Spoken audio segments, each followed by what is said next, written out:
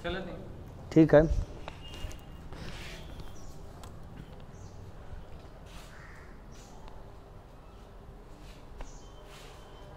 बच्चों, मैं CSP sir, Hanuman Singh inter college सोनहौली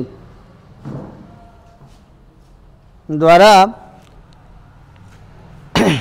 class 12 के बच्चों को सब्जेक्ट इंग्लिश के बारे में आज पढ़ाने जा रहा हूँ। देखिए, नरेशन।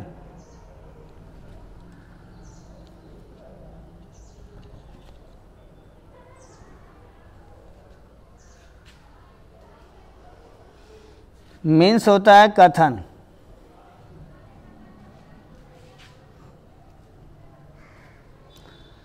कथन दो टाइप का होता है।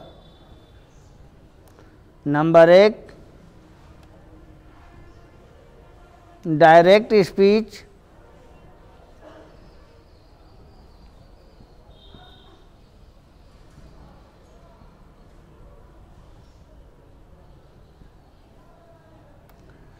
Indirect speech. प्रत्यक्ष और अप्रत्यक्ष, जिसे डायरेक्ट और इनडायरेक्ट कहा जाता है। डायरेक्ट स्पीच का अर्थ है स्पीच।